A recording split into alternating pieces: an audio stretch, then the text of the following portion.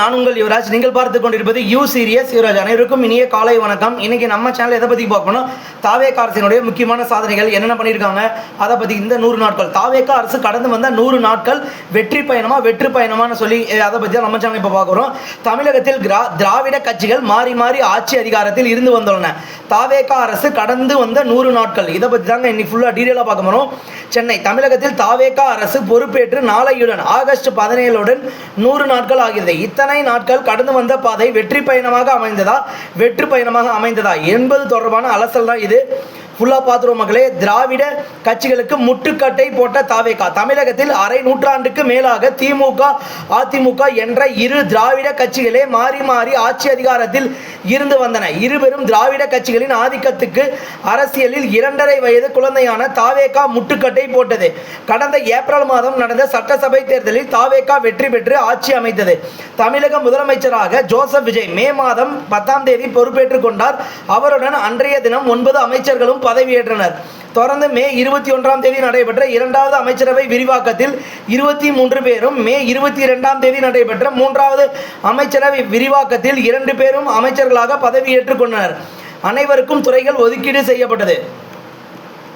அடுத்து தாவேகா அரசின் செயல்பாடு எப்படி இருந்ததுன்றதை பற்றி நம்ம சேனல் இப்போ சொல்ல போகிறோம்.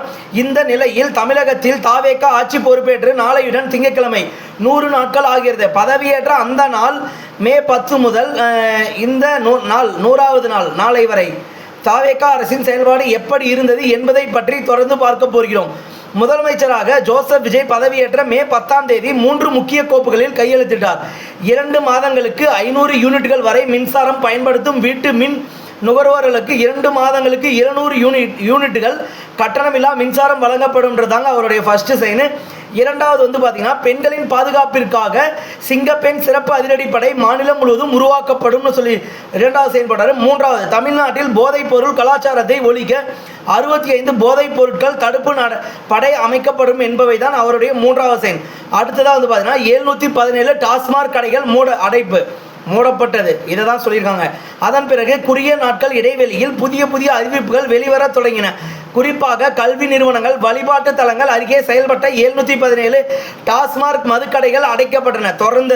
தொடர்ந்து அரசு ஊழியர்களுக்கு அகவிலைப்படியை 2% உயர்த்தி வழங்க முதலமைச்சர் விஜய் உத்தரவிட்டார்.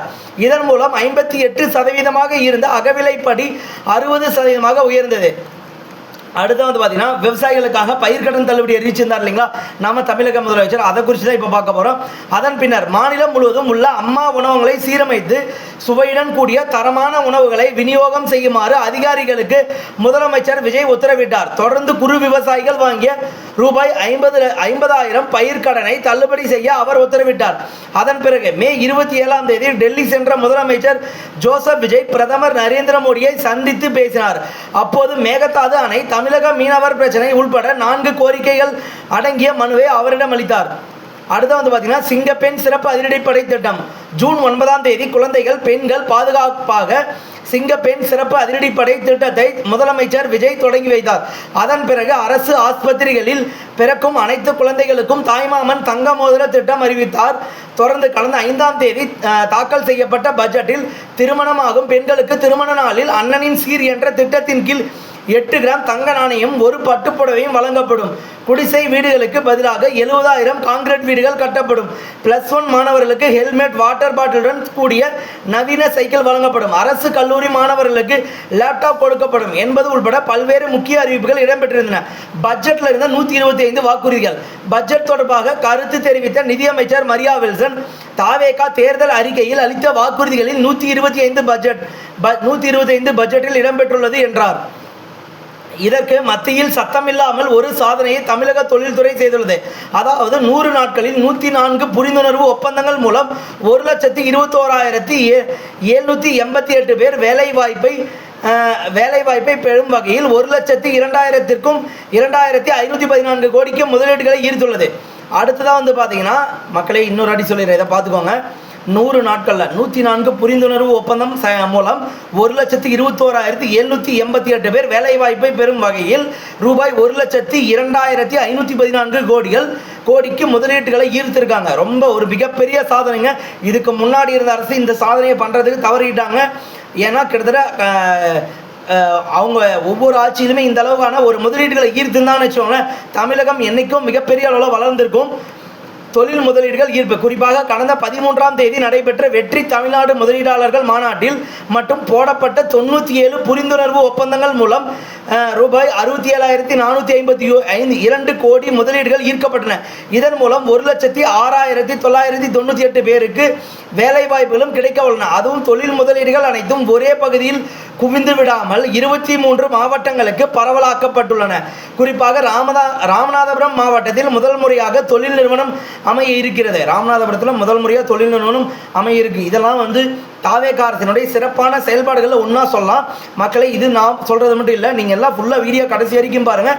ஏன்னா அப்போ தான் தாவேகா அரசினுடைய கடந்த 100 நாட்களினுடைய வெற்றி பட்டியல் தமிழக மக்கள் எல்லாத்துக்குமே கொண்டு போய் சேர்க்க முடியும். முன்வைக்கப்படும் குற்றச்சாட்டுகள் இப்படி சட்டம் இல்லாமல் தொழில் புரட்சியை தாவேகா அரசு ஏற்படுத்தினாலும் சட்ட ஒழுங்கு பிரச்சனை, பாலியல் குற்றங்கள் அதிகரிப்பு, மின்தடை பிரச்சனை, குப்பைகள் சரியாக அகற்றப்படாதது உள்ளிட்டவை புதிய அரசின் மீது குற்றச்சாட்டுகள் வைக்கப்பட்டன. இந்த சின்ன சின்ன பிரச்சனைகள், பாலியல் குற்றங்கள் அதிகரிப்பு தடுக்கிறதுக்கு சிங்கப்பெண் அதிரடிப்படை மூலமா கிட்டத்தட்ட நடவடிக்கை எடுக்கப்பட்டு வந்துட்டு இருக்கு. சட்ட ஒழுங்கு பிரச்சனை சொல்லியிருக்காங்க, மின் தடை பிரச்சனை, குப்பைகள் சரியாக அகற்றப்படாது உள்ளிட்டவை புதிய அரசின் மீது குற்றச்சாட்டுகளாக வைக்கப்படுகின்றன. கடந்த கால ஆட்சியில் திமுக ஆளுங்கட்சியாக இருந்தால் அதிமுக எதிர்க்கட்சியாக இருக்கும், அல்லது அதிமுக ஆளுங்கட்சியாக இருந்தால் திமுக எதிர்க்கட்சியாக இருக்கும். ஆனால் இப்போது புதிதாக ஆட்சி பொறுப்பேற்றுள்ள தாவேகாவுக்கு திமுக அதிமுக என்ற இரு திராவிட கட்சிகள் எதிர்க்கட்சிகளாக உள்ளன. 100 நாட்கள் ஆட்சி எப்படி இருந்தது? இதனால் சட்டசபையில் இரு எதிர்க்கட்சிகளின் கேள்வி கணைகளை தாவேகா அமைச்சர்கள் சமாளிக்க வேண்டியுள்ளது. எதிரில் இருப்பவர்கள் சட்டசபை அனுபவத்தில் பலம் தின்று கொட்டை போட்டவர்கள் என்றாலும் ஆளும் தரப்பினரும் அதை ஒரு சவாலாக ஏற்று சமாளித்து வருகின்றனர். மொத்தத்தில் கடந்த 100 நாள் தாவேகா ஆட்சி ஊழலுக்கு எதிராக தனது பார்வையை கழுகு பார்வையாக அதிகரித்துள்ளதுடன் ஒவ்வொரு தடைகளையும் தாண்டி வெற்றி பெற்று வருவதாகவே தெரிகிறது. தமிழக முதலமைச்சர் விஜய் அவர்களுடைய இந்த அரசு மிகப்பெரிய ஒரு வெற்றி அரசு அமையணும். இளைஞர்கள் தங்களுடைய பொறுப்பினை உணர்ந்து அதுக்கேற்ற மாதிரி செயல்படணும்னு சொல்லி கேட்டு இத்தோட இந்த வீடியோவை முடிச்சுக்கிறேன். மக்களை, இந்த வீடியோ உங்களுக்கு பிடிச்சிருந்தா உங்களுடைய நண்பர்களுக்கும் எடுத்து சொல்லுங்கள். லைக், ஷேர் அண்ட் சப்ஸ்கிரைப் பண்ணிக்கோங்க. பெல் பட்டனை கிளிக் பண்ணி வச்சுக்கோங்க. நன்றி, வணக்கம். தேங்க்யூ.